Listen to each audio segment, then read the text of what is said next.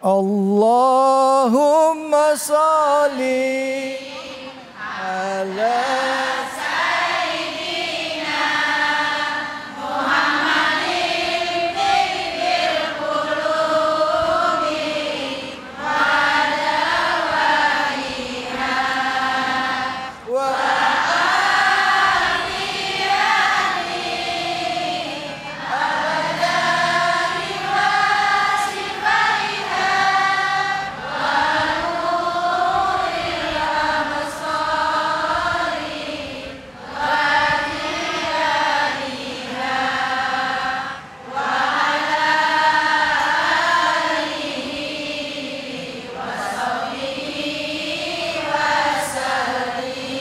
Sallu ala Nabi Muhammad.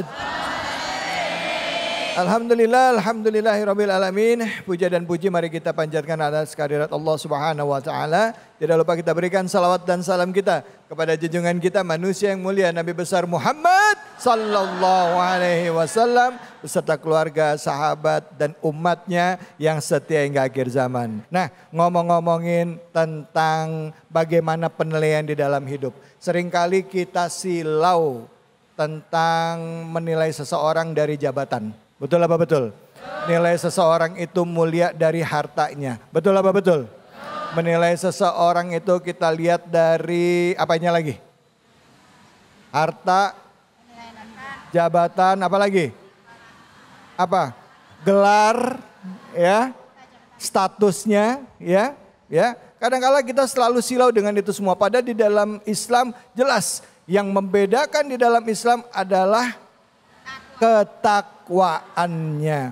Ayat yang kita bahas atau surat yang kita bahas adalah surah Al-Fajr. Dan kali ini bersama-sama dengan kita sudah hadir seorang ulama muda yang kita kenal lewat perannya beliau sebagai Kian Santang, Al-Habib Al-Mukarram. Wah, saya belum sebut namanya. Al-Habib Al-Mukarram Alwi Assegaf. Assalamualaikum warahmatullahi wabarakatuh. Habib, ini kita mau bahas tentang surah Al-Fajr. Ayatnya ini ayat ke-4 ya, 14 ya. 14 ya. Ya, 14. Silakan. 14. Ya, silakan. Ya, Fadhal, silakan.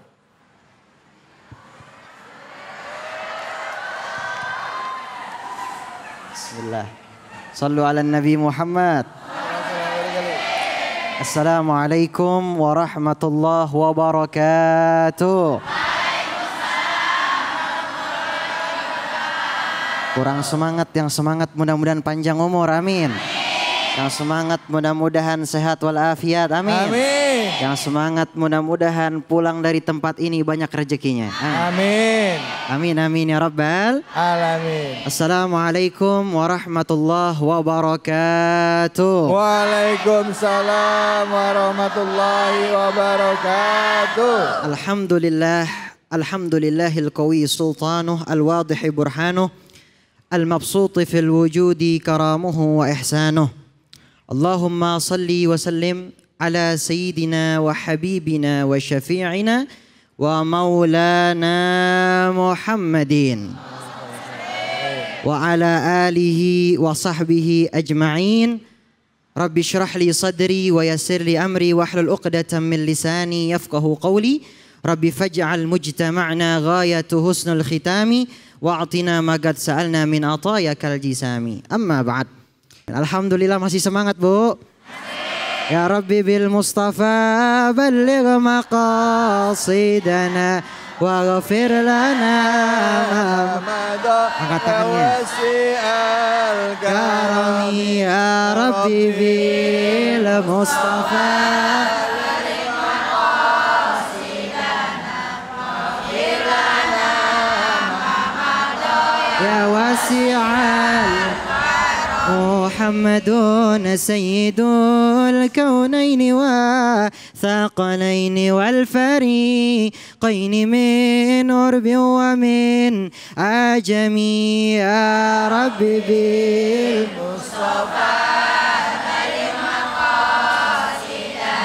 واغفر لنا ما مضى مولاي صل وسلم دائما أبدا على حبيبك خير الخلق كلهم يا رب.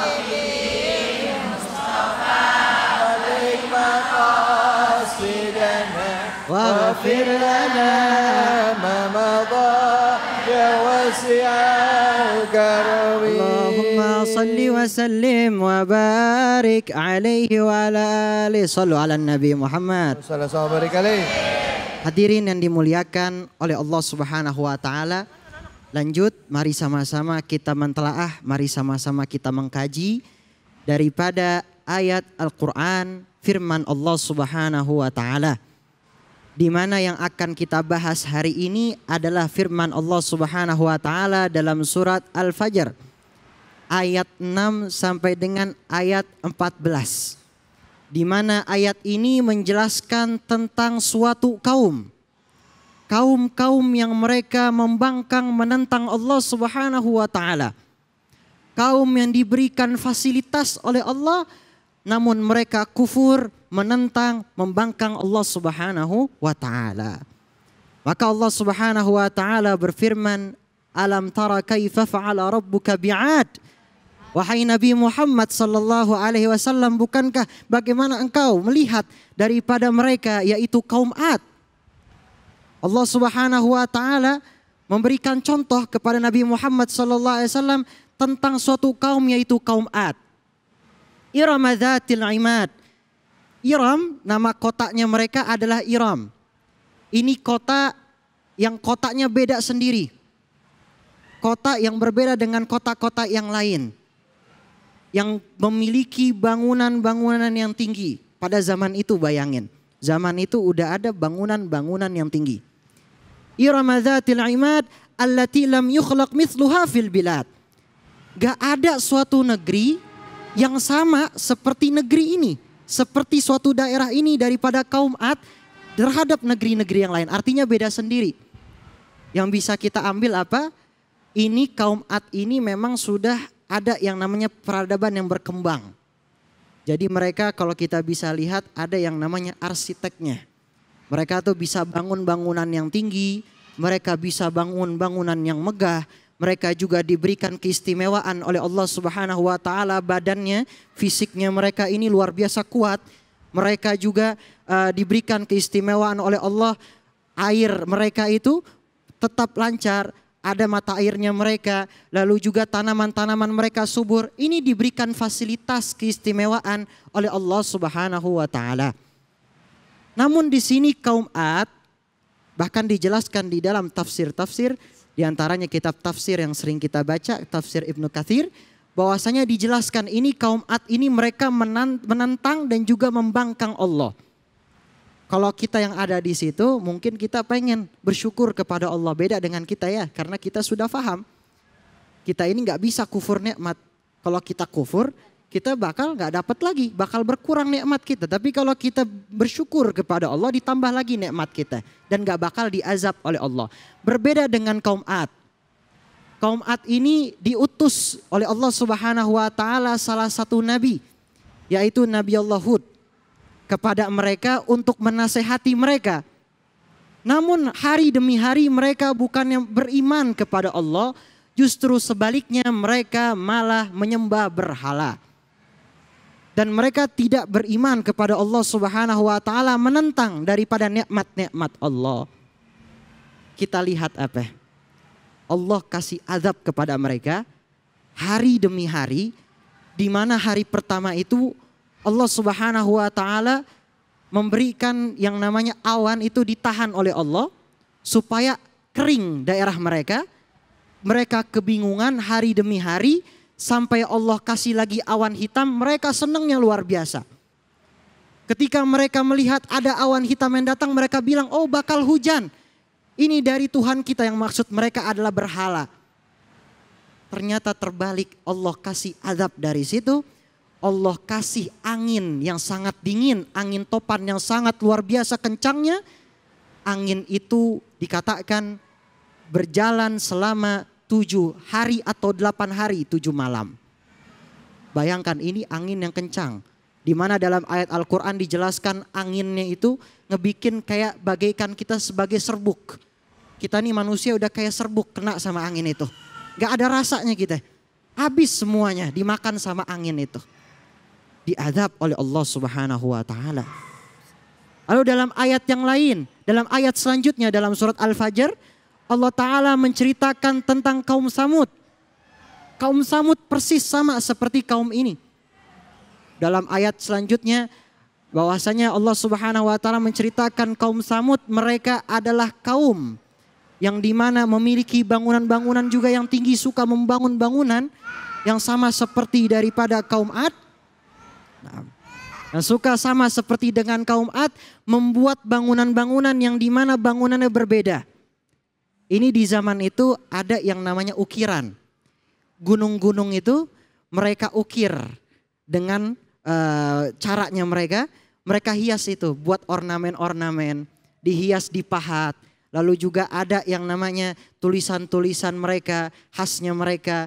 Sehingga luar biasa megahnya pada saat itu. Allah Ta'ala mengirim Nabi Saleh kepada mereka. Nabi Saleh menasihati mereka, gak mempan juga, mereka juga sama. Mereka menyembah berhala. Mereka gak percaya dengan Allah. Maka ini lebih lagi sama seperti dengan kaum Ad, diazab oleh Allah. Yang pertama batu-batu yang besar menimpa mereka, nggak tahu dari mana itu batu. Lalu yang kedua azabnya ada halilintar yang sangat keras. Kenceng suaranya sampai mereka terjatuh. Ketika mereka terjatuh ke bumi ini, Allah Ta'ala memberikan azab lagi kepada mereka, gempa yang luar biasa sehingga mayat-mayat mereka bergelimpangan di mana-mana. Habis begitu aja mereka. Mereka yang menentang Allah, mereka yang membangkang Allah, mereka yang kufur kepada Allah, diazab habis begitu saja, tidak ada sisa. Maka di ayat surat Al-Fajr yang terus menerus kita baca juga, wa Fir'aun dzil autad. Fir'aun juga sama. Fir'aun memiliki pasukan yang banyak dan juga memiliki pasak-pasak. Di mana Fir'aun ini mengaku Tuhannya Fir'aun ini mengaku dirinya sebagai Tuhan. Bangsa Mesir pada saat itu, Fir'aun setiap harinya berbuat zalim kepada mereka, menyiksa mereka. Bahkan dalam salah satu kisahnya, Fir'aun itu memiliki tempat khusus untuk menyiksa daripada bangsanya tersebut. Kita lihat sampai sekarang masih ada peninggalannya ya, piramid. Kita lihat itu bangunan luar biasa. Di zaman sekarang kita ngebuat bangunan dengan ada teknologi canggih dan seterusnya. Di zaman itu kan gak ada. Di zaman itu hanya ada manusia yang mengangkat sebuah batu lalu jadilah itu piramid. Nah ini adalah bukti bahwasanya Allah Subhanahu wa taala menentang mereka. Allah Subhanahu wa taala mengadab mereka bagi mereka yang menentang dan juga bagi mereka yang membangkang Allah Subhanahu wa taala. Ya itu saja, mudah-mudahan daripada tafsir surah Al-Fajr mudah-mudahan bermanfaat. Wallahu a'lam bissawab. Masya Allah, terima kasih banyak. Sallu ala Nabi Muhammad. Allah, terima kasih banyak Habib Alwi. Bu, ada yang mau nanya silakan. Ada?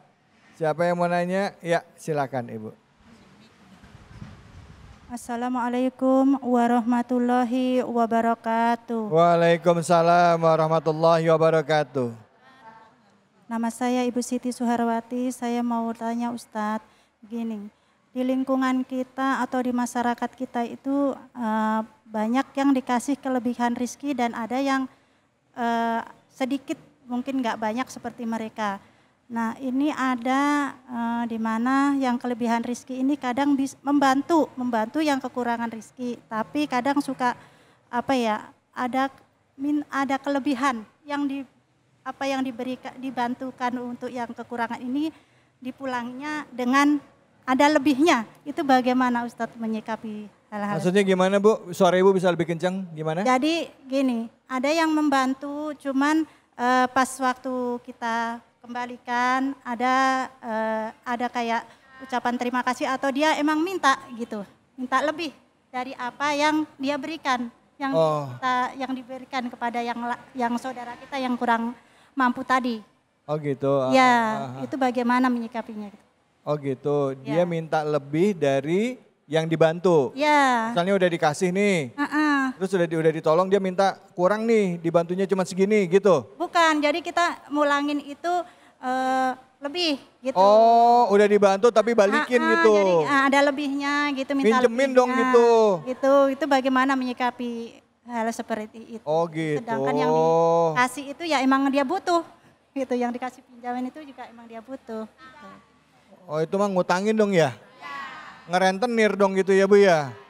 Gitu maksud Ibu? Iya. Oh gitu, Ya, oh ya. Assalamualaikum Ngerti Ibu suaranya pelan banget tuh. Saya melihat. Maaf ya Bu ya, silakan nih. Jadi ada orang mau pinjam, dia lagi butuh, minjemin, ngebantuin gitu ya. Tapi kira ngebalikinnya minta lebih gitu. Oh gitu, itu gimana tuh dalam Islam? Boleh nggak kayak gitu? Silakan Bu. Baik, mungkin tadi katanya rentenir gitu ya. Iya. Oh, baik, Masya Allah. Baik, begini, maka hukumnya adalah haram karena masuk riba. Yang kalau kita tahu bunga ya, bahasanya kita kan bunga itu kalau ada di apalagi daerah kita di kota perkotaan juga pasti udah tahu yang namanya bunga atau riba, itu maka mutlak hukumnya haram. Ya, sebaiknya ditinggalkan, jangan dilanjutkan. Apabila sekarang kita ada melakukan hal seperti itu, lebih baik ditinggalkan. Karena kita mencari rezeki yang halal. Kita ini pengen punya kehidupan yang berkah. Hati-hati, dari riba itu kadang bisa hidup kita jadi nggak berkah tuh. Karena makna barokah itu kan ay ma'nahu ziyadatul khair. Bertambah-tambahnya kebaikan. Gimana pengen bertambahnya kebaikan sedangkan kita masih melakukan hal yang haram. Sedangkan kita masih melakukan hal yang dilarang oleh Allah Subhanahu wa taala.